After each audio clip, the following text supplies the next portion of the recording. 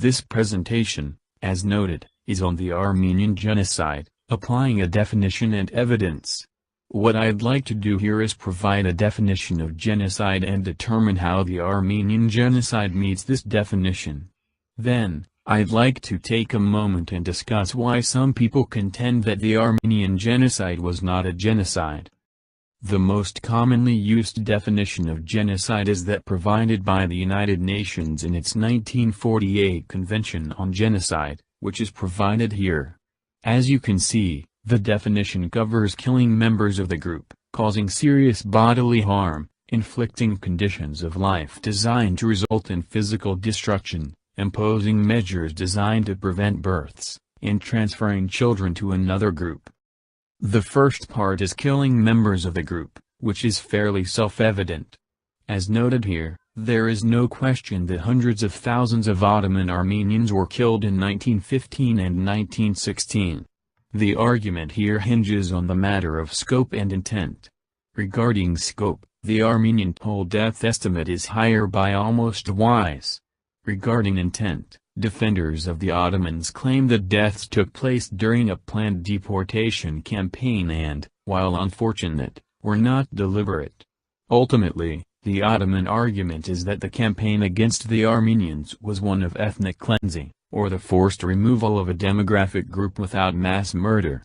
Genocide is ethnic cleansing by means of mass murder. The second part of the UN definition is causing serious bodily harm.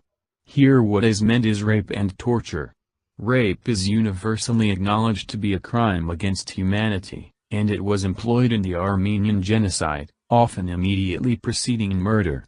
Torture could be used to obtain information or simply for purposes of causing suffering. Instances of both were reported in the Armenian Genocide. Third, is inflicting genocidal conditions, which is to say, causing situations to arise in which direct mass murder is not committed, but it is understood that people will die.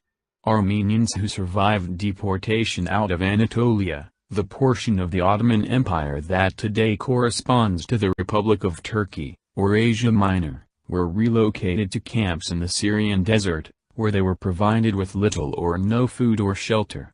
Obviously, such conditions would, and did, have mortal consequences. Fourth, preventing births, would refer to forced sterilization and the separation of married couples, as well as dividing men and women in general.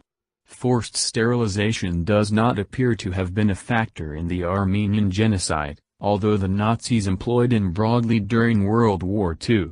Separation by sex was a common feature of the Armenian Genocide. With most men already serving in some capacity in the Ottoman army, this was a relatively easy step to undertake. These men were disarmed while in the military and then transferred to hard labor battalions, where many died.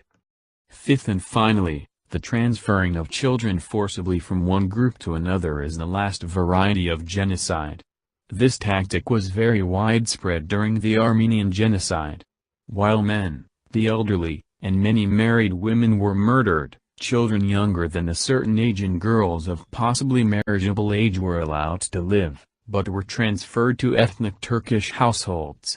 There, they would be forced to learn and speak Turkish and to convert to Islam.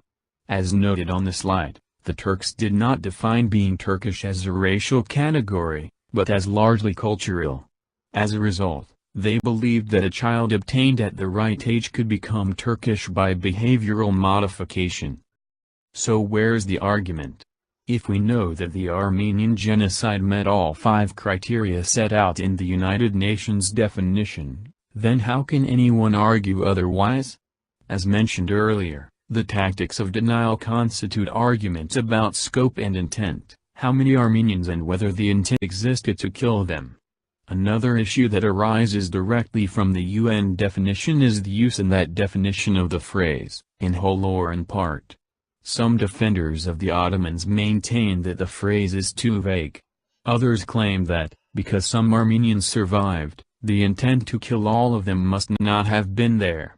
Another tactic of denial is to point to rape and torture and state that, while terrible, because they are not murder, they do not constitute genocide, but rather other crimes against humanity, as defined in the Nuremberg trials that followed World War II. Finally, we must consider what stake the current Republic of Turkey has to deny a genocide committed by its predecessor state, the Ottoman Empire. The key issue, in my opinion, is one of territorial integrity. The Turks faced the likely loss of large portions of Anatolia as a result of losing the war. Some of this territory was scheduled to be allotted to the Armenians for an independent state. Although those treaties were never implemented because the Republicans overthrew the monarchy in Turkey, abandoned the treaties, and ultimately negotiated new ones, the fear of losing territory in Anatolia has never gone away.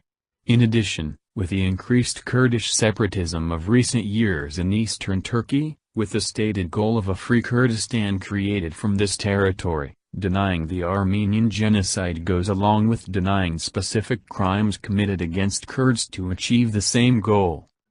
At this point, I'd like to open the discussion to questions. Thank you.